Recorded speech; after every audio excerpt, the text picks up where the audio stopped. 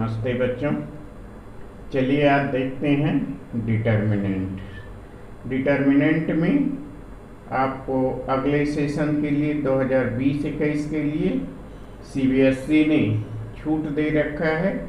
इसमें से कुछ पोर्शन डिलीट कर दिया है जिसमें कि प्रॉपर्टी ऑफ डिटर्मिनेंट नहीं है, और डिटर्मिनेंट के कुछ पोर्शन हैं जैसे डिटर्मिनेंट है, फर्स्ट ऑर्डर डिटर्मिनेंट है, सेकेंड ऑर्डर डिटर्मिनेंट है, थर्ड ऑर्डर डिटर्मिनेंट है, और इसमें है expansion of determinant, area of triangle, minors and cofactor. इसके बाद सॉल्यूशन है मैट्रिक्स मेथड से, और कुछ सॉल्यूशंस और है जिसमें से कुछ चीज़ें और भी डिलीट की गई हैं। उसको मैं क्रमशः जैसे जैसे आगे बढ़ता जाऊंगा आपको बताता जाऊंगा। तो डिटर्मिनेंट में प्रॉपर्टी ऑफ डिटर्मिनेंट अगले सेशन के लिए कोविड-19 के कारण सीबीएसई ने कम किया है, डिलीट किया है। तो अभी हम देखते हैं डिटर्मिनेंट। तो what is the determinant and how to evaluate the determinant. The first, now let us see what is the determinant.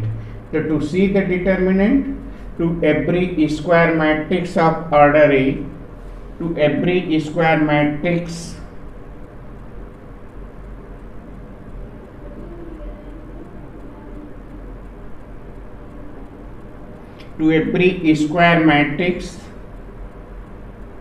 of order n, we associate a unique number to every square matrix of order n. We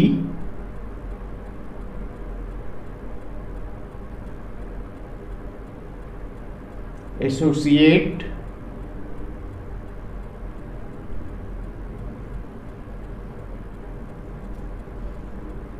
unique number, real or complex, called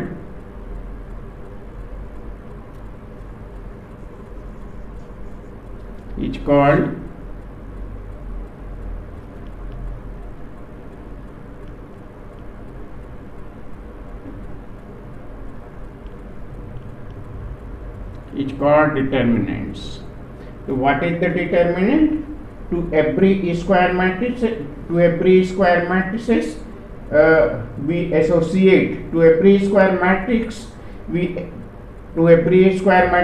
we associate a unique number. That number may be real or complex number, और real भी हो सकता है, complex भी हो सकता है। तो जो रियल नंबर कम्प्लेक्स होगा that is the called determinant. Just as now let us see suppose that m, and you can see determinant is in the form of functions as when m the set of square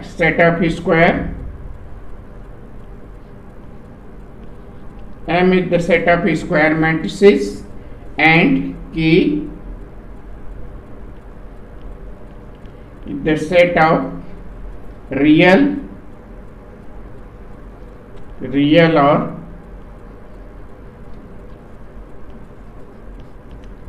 or complex number.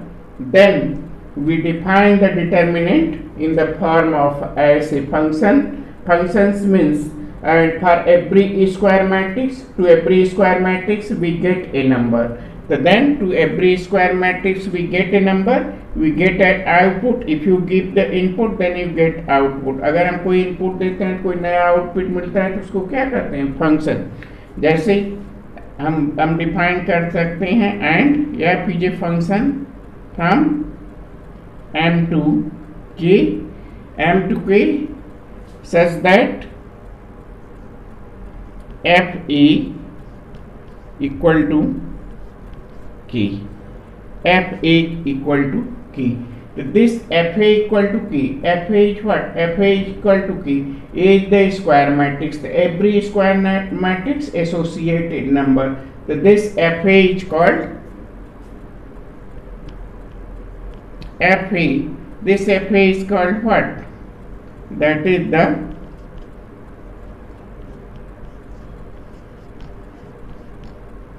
determinant. तो fa को हम क्या कहेंगे? Determinant. Is it right? Determinant क्या है? अगर कोई square matrix दिया हुआ है, तो उस स्क्वायर मैट्रिक्स से जो रियल नंबर या कॉम्प्लेक्स नंबर आता है, जो आउटपुट के रूप में हमें मिलता है, उसको हम डिटर्मिनेंट कहते हैं. डिटर्मिनेंट को इस तरह से हम डिनोट करते हैं.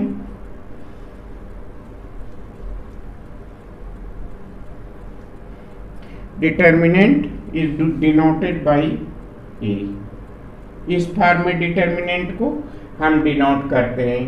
कोई भी स्क्वायर मैट्रिक्स है, उसको डिटर्मिनेंट फॉर्म में इस तरह डिनोट करते हैं ई डिटर्मिनेंट, और इसको लिखते हैं determinant E.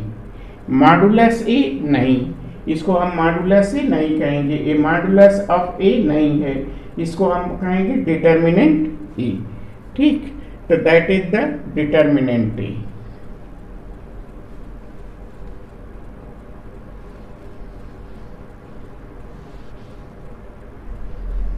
Determinant A. Determinant A, अब डिटर्मिनेंट ए में फर्स्ट ऑर्डर डिटर्मिनेंट है, सेकेंड ऑर्डर डिटर्मिनेंट है, third order determinant. The determinant A जैसे कोई स्क्वायर मैट्रिक्स अगर हम लिखते हैं ए बी सी डी, ये हमारा स्क्वायर मैट्रिक्स है ऑफ ऑर्डर 2/2. तो इसको डिटर्मिनेंट कैसे लिखेंगे? डिटर्मिनेंट ए के फॉर्म में डिनोट करते हैं, और यहाँ हम डिनोट करते हैं इसे ए बी सी डी. इस फॉर्म में हम डिटर्मिनेंट को लिखते हैं. अब डिटर्मिनेंट कई फॉर्म में होता है, इसको हम मॉडुलस ए नहीं लिख सकते. और दूसरा चीज ये ध्यान रखिए कि only square matrix has the determinant. Square matrix के अतिरिक्त कोई मैट्रिक्स का डिटर्मिनेंट नहीं होता है. तो then now you note that only square matrix has the determinant. ठीक, first order determinant,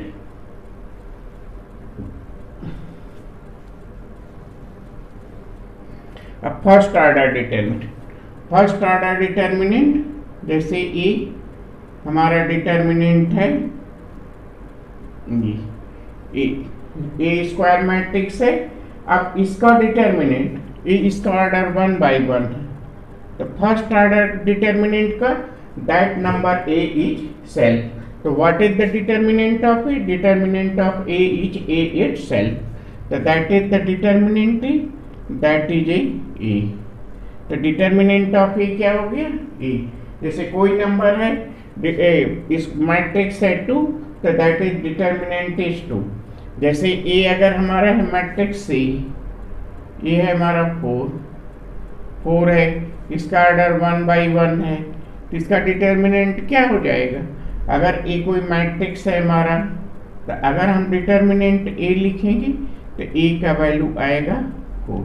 the determinant of same order, that is the order of 1 and 1 square matrix of the order 1/1. अगर ये single square matrix है तो इसका determinant same होगा, वही number itself होगा. The order of 2, determinant of the order of 2. तो अगर कोई ऑर्डर ऑफ 2 का मैट्रिक्स है तो उसका हम डिटर्मिनेंट कैसे फाइंड आउट करेंगे? मान लीजिए ए स्क्वायर मैट्रिक्स है हमारा ए, 2 ऑर्डर का डिटर्मिनेंट है 2/2. order of 2. Order of 2 means already it is a square matrices. It is already square matrices, so that we can see this is the order of the 2. The order of 2 square matrices. Now if you write this A11, A12, A22 और A21, sorry A21, A22। ये है हमारा square matrix. Square matrix है of order 2 by 2 है, तो 2 by 2 चूंकि ये square matrix है हम इसलिए डायरेक्ट ऑर्डर 2 करते हैं, तो स्क्वायर मैट्रिक्स ऑफ ऑर्डर 2। अब इसका हमें डिटर्मिनेंट फाइंड आउट करना है, तो ऑर्डर 2 का हम डिटर्मिनेंट कैसे फाइंड आउट करेंगे? इसको हम इस तरह लिख सकते हैं, A11, A12, A21, A22, इस तरह से डिटर्मिनेंट फॉर्म में लिख लिए, इसको डिटर्मिनेंट फॉर्म में लिख लिए। अब इसको हम कैसे सिंप्लीफाई करेंगे, कैसे एक्सपेंड करेंगे? ये हमारा A11, A22 जैसा कि आप जानते हैं ये मेन डायगोनल है, ये मेन डायगोनल है, डायगोनल है एलिमेंट है और ए है, इस तरह से। तो अब हम डिटर्मिनेंट ए कैसे फाइंड आउट करेंगे? डिटर्मिनेंट इज ए नंबर, तो डिटर्मिनेंट कैसे फाइंड आउट करेंगे? ये हमारा हो गया A11 और A22 and that is the minus A12, A21, तो this will be the determinant A। तो इस तरह से ऑर्डर 2 के डिटर्मिनेंट को हम सॉल्व कर सकते हैं। जैसे अगर हम कोई सिंपल सा एग्जाम्पल लेते हैं, सिंपल सा एग्जाम्पल लेते हैं, अगर हम कोई स्क्वायर मैट्रिक्स ए कंसीडर करते हैं, बी कोई स्क्वायर मैट्रिक्स कंसीडर 2 - 1 एंड 3 4, इस तरह से हम कोई स्क्वायर मैट्रिक्स कंसीडर करते हैं और इसका हमें डिटर्मिनेंट फाइंड आउट करना है। तो इसका डिटर्मिनेंट हम कैसे फाइंड आउट करें? इसका डिटर्मिनेंट कैसे फाइंड आउट करेंगे? ए का डिटर्मिनेंट फाइंड आउट करने के लिए हम क्या करें? यहाँ हम देखते हैं, यहाँ हम लिखते हैं ए का डिटर्मिनेंट फाइंड आउट करने के लिए। ए का डिटर्मिनेंट फाइंड आउट करने के लिए क्या करेंगे बताइए? ए का डिटर्मिनेंट फाइंड आउट करने के लिए जैसे यहाँ हम डिटर्मिनेंट ए फाइंड आउट किए हैं उसी तरह से यहाँ हम डिटर्मिनेंट ए फाइंड आउट करेंगे। डिटर्मिनेंट ए फाइंड आउट करने के लिए 4 and 2 को मल्टीप्लाई करेंगे, 4 2 जा 8 और 3 - 1, तो दैट इज -3 and -3 +3, तो then you will get the 11। So this is the determinant of square matrix is what? 11. So every square matrix is associated a number, whether it is a real or complex number. So this is the order of the matrix 2. So this will be the order of the matrix 2. Now let us see the order of the matrix 3.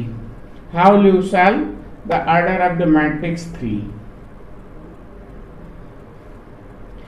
If given a matrix, a square matrix of order 3, the square matrix A of order 3 is given. Suppose that this square matrix of order 3 is given A11, A12, A13. This will be given first row, second row, A21, A22 and A23. This will be given and third row A31, A32, A33. This will be given. So now this will be given. This is the matrix, square matrix of order 3. So this is the square matrix of order 3. अब इसको हम कैसे इसका हम determinant find out करेंगे? ठीक, तो इसका डिटर्मिनेंट फाइंड आउट करने के लिए यहाँ देखिए first row, second row, third row, first column, second column and third column.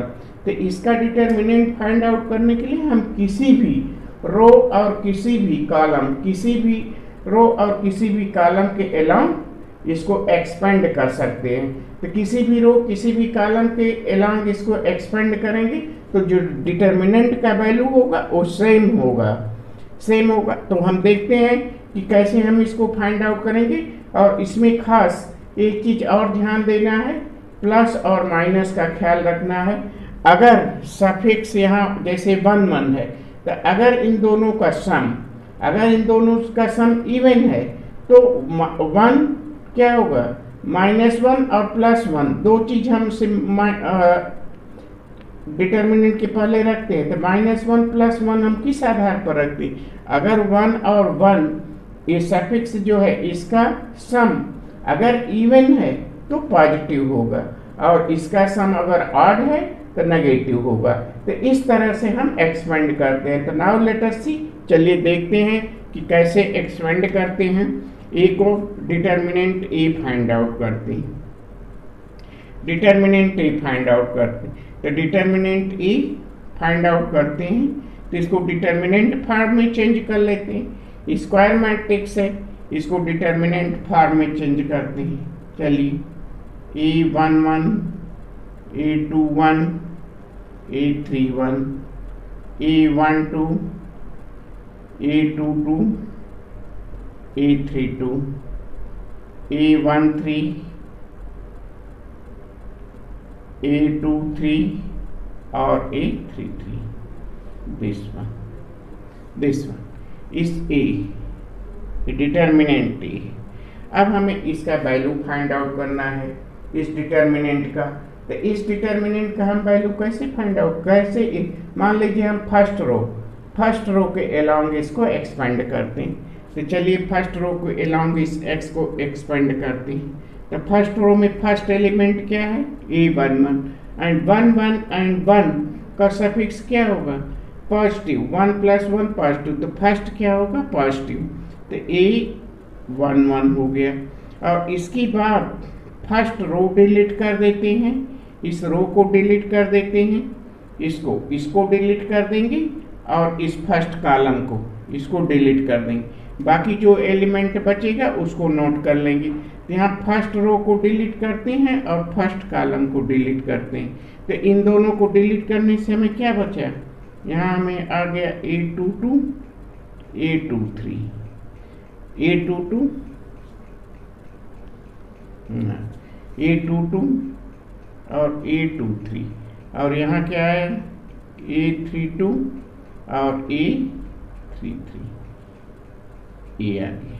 ठीक, तो फर्स्ट रो और फर्स्ट कॉलम को डिलीट किए तो हमें यहाँ मिला A22, A23, ठीक, A32, A32 और A33, ये मिला।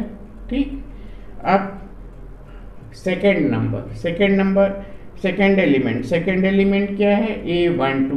A12 से फर्स्ट रो सेकेंड कॉलम। तो A12 1 और 2 का सम क्या होगा? 3। तो 1 और 2 का सम इवन है कि ऑड है? तो इसलिए यहाँ क्या होगा? नेगेटिव। जब इसका सम ऑड होगा तो नेगेटिव, तो ऑड होगा नेगेटिव होगा। यहाँ हम क्या लेंगे? A12 negative. यहाँ क्या लेंगे? A12 minus A12। अब उस रो को हम डिलीट करते हैं। अब हम सेकेंड कॉलम को डिलीट करते हैं और फर्स्ट रो को। तो सेकेंड कॉलम को डिलीट करते हैं और फर्स्ट रो को। तो सेकेंड कॉलम और फर्स्ट रो को डिलीट करेंगे। तो फर्स्ट रो को डिलीट किए, सेकेंड कॉलम को। तो यहाँ हमारा क्या बचा? A21, A23 और A31, और यहाँ क्या बचेगा? A33, ये आ गया। ठीक, अब हम क्या लेंगे? Third element. अब 1 और 3 के सफिक्स पहले देखिए। 1 और 3 के सफिक्स का सम कितना होगा?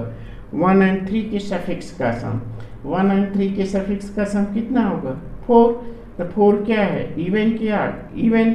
तो जब 4 इवन है तो यहाँ क्या आएगा? नेगेटिव की पॉजिटिव? पॉजिटिव। तो यहाँ जो होगा पॉजिटिव होगा। ठीक, अब पॉजिटिव के बाद यहाँ हम क्या कंसीडर करेंगे? A13। तो लास्ट कॉलम डिलीट की, यहाँ थर्ड कॉलम डिलीट की, यहाँ फर्स्ट रो डिलीट की। तो यहाँ क्या हमारा बचा? A21, और यहाँ क्या बचा? A22, और यहाँ क्या बचा? A31, और यहाँ क्या बचा? A31, और क्या बचा? A32। इस तरह से तो ए हमारा हो गया डिटर्मिनेंट। ठीक, अब इसको हम इस तरह से कर सकते हैं। A11 और डायगोनल एलिमेंट को मल्टीप्लाई किए तो A22 A33 हो गया माइनस A23 A32 हो गया, ये फर्स्ट हो गया। फिर यहाँ आ गया माइनस A12। अब इसमें से क्या किए, A21 हो गया, A33 हो गया और यहाँ क्या हो गया माइनस A23 हो गया और A31। आप थर्ड को क्या करेंगे प्लस, तो यहाँ हो गया प्लस A13 हो गया और यहाँ क्या हो जाएगा A21 और A32 माइनस A22 और A31। तो इस तरह से हम थर्ड ऑर्डर के स्क्वायर मैट्रिक्स को एक्सपेंड करेंगे। इसके हम ये वेरीफाई कर सकते हैं कि इसको हम किसी के अलावा, ये हम वेरीफाई कर सकते हैं कि इसको हम चाहे फर्स्ट रो के अलावा, चाहे सेकेंड रो के अलावा, चाहे थर्ड रो के अलावा इसको एक्सपेंड करें, या first column, second column, third column के अलावा इसको एक्सपेंड करें, सभी का वैल्यू सेम आएगा। ठीक, तो इस स्क्वायर मैट्रिक्स का जो डिटर्मिनेंट वैल्यू है वो ए है। तो इसको हम कहते हैं determinant of expansion of the determinant of order 3। इसमें ध्यान देने एक योग्य है कि जब कभी भी हम इस प्रकार से स्क्वायर मैट्रिक्स को एक्सपेंड करते हैं या सॉल्व करते हैं तो सबसे ज़रूरी है कि हम उस रो या उस कॉलम के अलाउ करते हैं जिसमें कि मैक्सिमम 0 हो। तो मैक्सिमम 0 से क्या होता है, हमें कम करना पड़ता है, यहाँ मल्टीप्लिकेशन और ये सब इजी होता है। इसलिए जिस रो और जिस कॉलम में मैक्सिमम 0 हो उसके अनुसार हम इसको एक्सपेंड करते हैं। तो जैसे अब हम एग्जाम्पल लेते हैं कोई,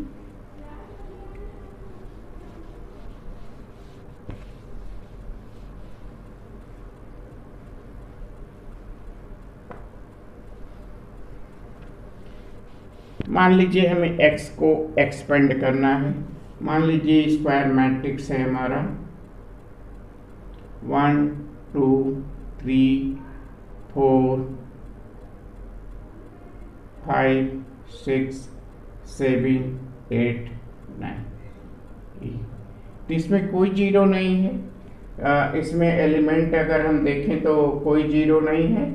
इसलिए जब कोई 0 नहीं है तो हम किसी भी रो और किसी भी कॉलम के अकॉर्डिंग इसको एक्सपेंड कर सकते हैं। तो नाउ लेट अस सी, इसको फर्स्ट कॉलम और फर्स्ट रो के अलाउंग एक्सपेंड करते हैं। और साइन सिंबल आप ऐसे भी आप ध्यान में रख सकते हैं, जैसे यहाँ हम बताए सफिक्स, तो ऐसे ही ध्यान रख सकते हैं, plus minus plus minus plus minus plus minus plus.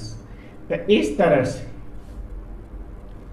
इस तरह से हम सिंबल याद कर सकते हैं इसका। जब भी हम एक्सपेंड करेंगे डिटर्मिनेंट को, जब भी हम डिटर्मिनेंट को एक्सपेंड करेंगे तो इस तरह से हम सिंबल याद कर सकते हैं।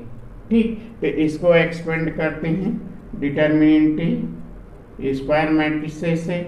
अगर हम इसका डिटर्मिनेंट ए फाइंड आउट करें तो सबसे पहले क्या लेंगे 1 1। अब फर्स्ट रो और फर्स्ट कॉलम को डिलीट किए, यहाँ 5 और 9 हुआ, तो 5 9 कितना होगा 45 माइनस 48, ये हो गया। ठीक, अब सेकेंड में यहाँ देखिए नेगेटिव है, इसलिए हम क्या लेंगे नेगेटिव -2। अब फर्स्ट रो और सेकेंड कॉलम को डिलीट करेंगे तो यहाँ ये बचेगा, तो 4 और 9 क्या हो जाएगा 36, 7 और 6 कितना हो जाएगा 42, ये हो गया 42। ठीक, अब हम थर्ड कॉलम में क्या है पॉजिटिव, तो पॉजिटिव लेंगे, पॉजिटिव 3 हो गया। अब इसमें हम फर्स्ट रो को और थर्ड कॉलम को डिलीट करेंगे तो यहाँ क्या हो जाएगा 32 और ये कितना हो जाएगा 35, 7 5 35, ये हो गया। ठीक, तो इस तरह से हम इसको कर सकते हैं। तो अब इसको एक्सपेंड करेंगे, क्या आएगा 45 -3, तो मैं यहाँ क्या होगा -3, और -2 है, और यहाँ 36 और -42, तो कितना बचेगा, यहाँ कितना होगा 36 में से -42 सब्ट्रैक्ट करेंगे तो -6, -6 में 2 से मल्टीप्लाई करेंगे 12, तो क्या हो जाएगा +12। ठीक, अब यहाँ 35 -3 तो -3 और -3 दैट इज द 9, तो 9 and 3 कितना हुआ 12 हुआ, या -12, तो ए इसका वैल्यू क्या आ गया 0, तो ए डिटर्मिनेंट का वैल्यू क्या हो गया 0।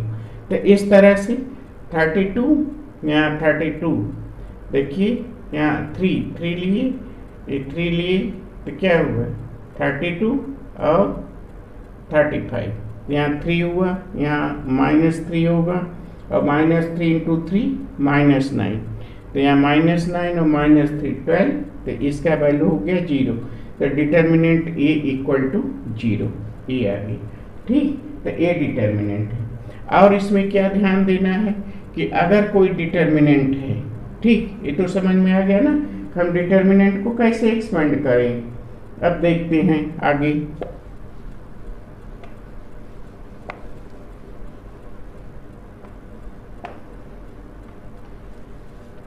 मान लीजिए ये बहुत महत्वपूर्ण है, इम्पॉर्टेंट है। अगर हम मान लीजिए कोई डिटर्मिनेंट ए लेते हैं,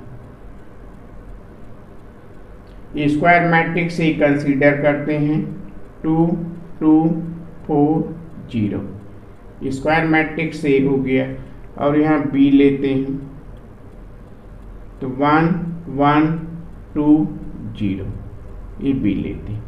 अगर इन दोनों मैट्रिक्स को, इन दोनों स्क्वायर मैट्रिक्स को देखें, स्क्वायर मैट्रिक्स ऑफ ऑर्डर 2, तो हम इजीली ये कह सकते हैं कि A = 2B, A = 2B, easily हम इसको सिंप्लीफाई कर सकते हैं, है कि नहीं। अगर B में 2 से मल्टीप्लाई करें तो क्या होगा A, तो A किसके इक्वल है 2B की। अगर हम इसका value determinant A find out करें, यहाँ हम डिटर्मिनेंट A फाइंड आउट करते हैं, तो डिटर्मिनेंट A फाइंड आउट करते हैं तो यहाँ क्या होगा 0 - 8, 0 - 8, अब 0 - 8 हुआ। ठीक, और यहाँ डिटर्मिनेंट B फाइंड आउट करते हैं, तो डिटर्मिनेंट पे B फाइंड आउट करते हैं, क्या हो गया 0 - 2, तो डिटर्मिनेंट A कितना आ गया हमारा -8, और यहाँ डिटर्मिनेंट B कितना आ गया, डिटर्मिनेंट B कितना होगा -2, डिटर्मिनेंट B कितना होगा -2, तो ठीक, तो यहाँ हम इसको A लिखें, अगर 4 और -2, 4 -2, तो 4 -2, यहाँ देखिए 4 -2 किसके इक्वल है डिटर्मिनेंट B की, और ये 4 किसका है, इसको हम लिख सकते हैं 2 की पावर 2, और -2 की जगह क्या लिख सकते हैं डिटर्मिनेंट B। ठीक, तो डिटर्मिनेंट A को लिख सकते हैं 2 to the power 2 की पावर B। अगर इसको हम जनरल फॉर्म में लिखें तो 2 की पावर n हो गया, और डिटर्मिनेंट B फिर n = 2। ठीक, तो इस तरह से अगर कोई मैट्रिक्स दिया हुआ है और किसी स्केलर से मल्टीप्लाई है, जैसे अगर कोई यहाँ जैसे दिया हुआ A = 2B, अगर यहाँ कोई दिया हुआ A = KB, अगर हमसे कहा जाता है कि what is the determinant of A, तो अगर हम डिटर्मिनेंट A, यदि हम डिटर्मिनेंट A फाइंड आउट करें तो यहाँ क्या हो जाएगा डिटर्मिनेंट KB, और डिटर्मिनेंट KB क्या होगा, अगर मान लीजिए कि इस मैट्रिक्स का ऑर्डर n है, अगर इस मैट्रिक्स का ऑर्डर n है, square matrix of order n है, तो डिटर्मिनेंट A का वैल्यू क्या हो जाएगा k to the power n determinant B। तो now remember this, determinant A that will be equal to k to the power n determinant B. ये बहुत बार आता है, एक नंबर के मार्क्स में जनरली पूछा जाता है कि what is the value of determinant के B. If determinant B equal to 5 then what is the value of determinant 3b? So then if a square matrix of order 3 or square matrix of order 4 तो हम find out कर सकते हैं। जैसे मान लीजिए दिया हुआ है हमारा कोई स्क्वायर मैट्रिक्स दिया हुआ है कि determinant of A equal to 2, determinant of A equal to 2, find the value of determinant 3a, find the value of determinant 3a। तो 3a का वैल्यू कैसे फाइंड आउट करेंगे, ये तो समझ में आ गया ना। अब डिटर्मिनेंट 3a का वैल्यू कैसे फाइंड आउट करेंगे, डिटर्मिनेंट 3a का वैल्यू फाइंड आउट करने के लिए क्या करेंगे, ए स्क्वायर मैट्रिक्स ऑफ ऑर्डर 3 है, स्क्वायर मैट्रिक्स ऑफ ऑर्डर 3 है, तो स्क्वायर मैट्रिक्स ऑफ ऑर्डर 3 है तो ये क्या हो जाएगा 3 to the power 3 and then determinant A. तो डिटर्मिनेंट ए का वैल्यू दिया हुआ है यहाँ 3, तो यहाँ क्या हो जाएगा 27 और डिटर्मिनेंट ए का वैल्यू क्या है 2, तो ये कितना हो गया 54। तो जनरली इस तरह से 1 मार्क्स के क्वेश्चन अक्सर तक पूछे जाते हैं। ठीक, तो इसके बाद है माइनर्स एंड कोफैक्टर्स। तो देखते हैं माइनर्स एंड कोफैक्टर्स क्या है। प्रॉपर्टी ऑफ डिटर्मिनेंट जैसा कि मैं पहले बता चुका हूँ, आपके इस सेशन के लिए डिलीट कर दिया गया है, इसलिए आप प्रॉपर्टी ऑफ डिटर्मिनेंट के क्वेश्चन करना कोई ज़रूरी नहीं है। आप 4.1 करेंगे, 4.1 में एक्सपेंशन है और 4.2 जरूरी नहीं है। हाँ, इसके पहले एरिया ऑफ ट्रायंगल है, तो इसके बाद हम बता देंगे कि एरिया ऑफ ट्रायंगल क्या है। सबसे पहले हम देखते हैं कि माइनर्स एंड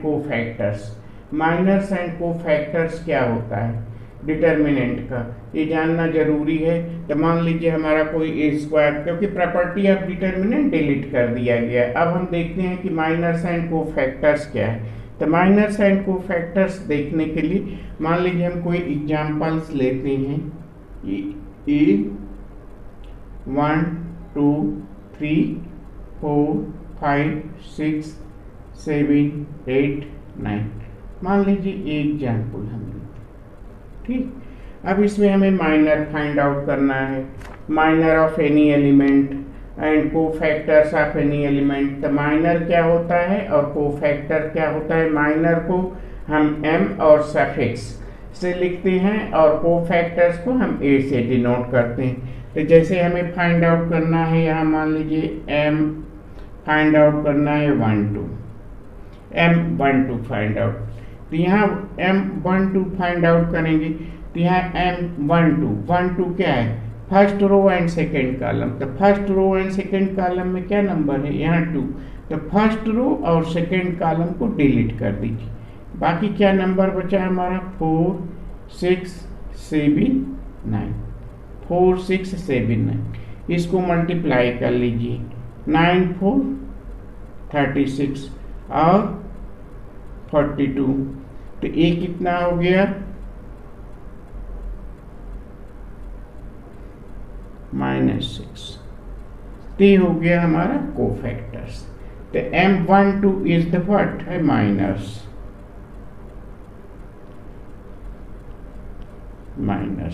इसको हम कहते हैं माइनस। और कोफैक्टर क्या होता है, अब हम कोफैक्टर्स फाइंड आउट करते हैं। मान लीजिए इसी एलिमेंट का हमें कोफैक्टर्स फाइंड आउट करना है, तो A12 में -1 ith एंड जी I+2 कर दिए। ये क्यों करते हैं, ये वही जैसे हम डिटर्मिनेंट एक्सपेंशन में बताए ना कि यहाँ +1 और -1 क्यों करते हैं। जब सफिक्स ऐड होता है तो -1 लिखते हैं और जब सफिक्स का सम इवन होता है तो +1 लिखते हैं। तो ठीक, तो यहाँ 2 + 1 क्या है 3, तो ऐड है तो इसलिए नेगेटिव आएगा। अभी यहाँ M12 सिर्फ ए सिंबल। कोफैक्टर्स में साइन का केयर करते हैं, माइनस में साइन का केयर नहीं करते, बाकी तो यही आएगा। तो इसको अगर हम लिखेंगे तो -1 2, तो ये माइनस आ जाएगा, और बाकी ये यही आ जाएगा 4 6 7 9। अगर हम सिंप्लीफाई करते हैं तो इसमें +6 आएगा। तो यहाँ को फैक्टर्स क्या होगा, +6 सेम एलिमेंट का, और माइनस क्या होगा, -6। तो सिर्फ साइन का डिफरेंट होता है माइनस और को फैक्टर में, बाकी सेम है। तो इस तरह से डिटर्मिनेंट का हम माइनस और को फैक्टर्स फाइंड आउट कर सकते हैं। और प्रॉपर्टी ऑफ डिटर्मिनेंट है नहीं, इसके पहले वाले एक्सरसाइज में, ये इसके पहले वाले एक्सरसाइज में प्रॉपर्टी ऑफ डिटर्मिनेंट है, जिसको हमें पढ़ना नहीं। इसके पहले area of triangle by using the determinant. The area of triangle by using the determinant हम कैसे फाइंड आउट करेंगे, वो हम देख लेते हैं कि एरिया ऑफ ट्रायंगल हम कैसे फाइंड आउट करेंगे, बाय यूजिंग डिटर्मिनेंट। यहाँ हम देखते हैं एरिया ऑफ ट्रायंगल।